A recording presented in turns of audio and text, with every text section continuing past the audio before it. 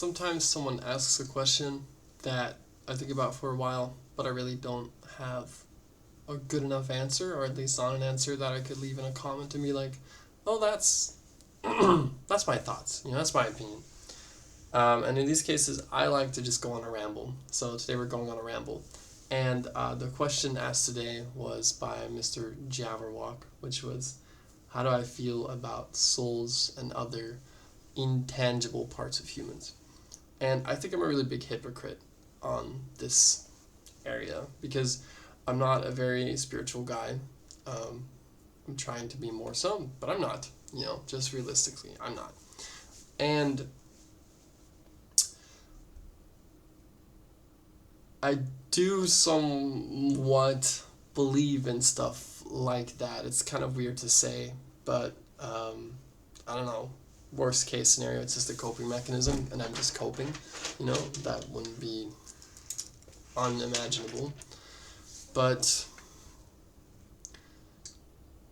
I remember when my grandfather died, like a couple years back, and we had a really good bond, me and him. We really liked each other, and the last week, for some reason, he started calling me Goose Boy. I still know what that's about. But he was dying, and he was telling me at a certain point, everyone else had left the room, I was just there with him, and he looks at me and he goes, Thomas, I don't think there's anything after this. Like he had been a Christian for most of his life, and then in that last, he was like, Thomas, I'm going to be with you. I don't think so. I don't feel like it's true. And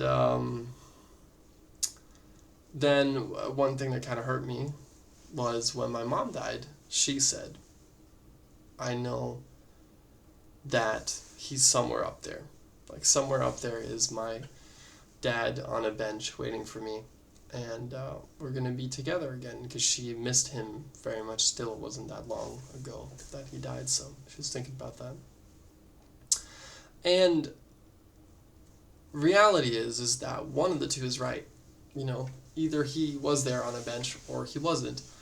And I don't think either knew. I don't think either of them was right or wrong. But I do have this feeling that I remember very clearly when, after she passed, you walk back into the room. This was,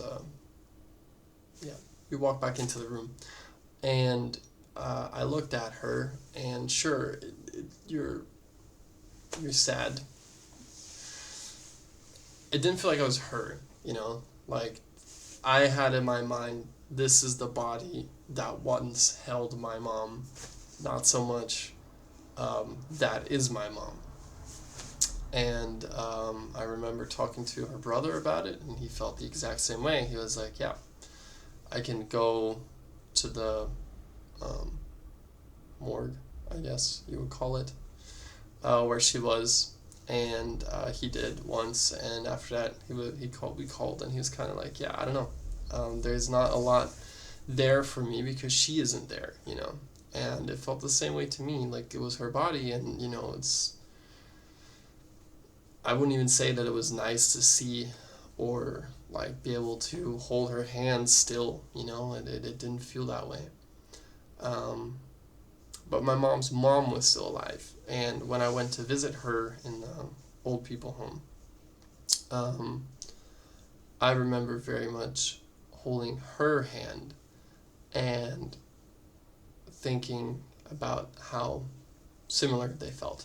It kind of felt like I was holding my mom's hand again.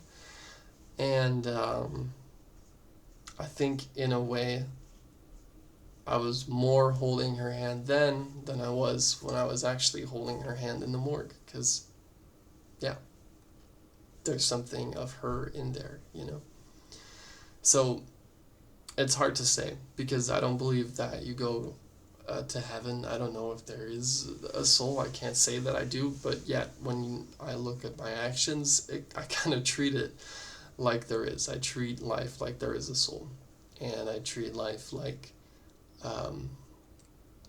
it is corruptible and things like that. So, is there a soul? I don't know, man. I really don't know. But, yeah, I have thoughts about it, I suppose. I hope that makes some kind of sense. I know it's not a very clear answer, but I do think that when someone dies, it feels like more leaves them than just cells in the brain running around, or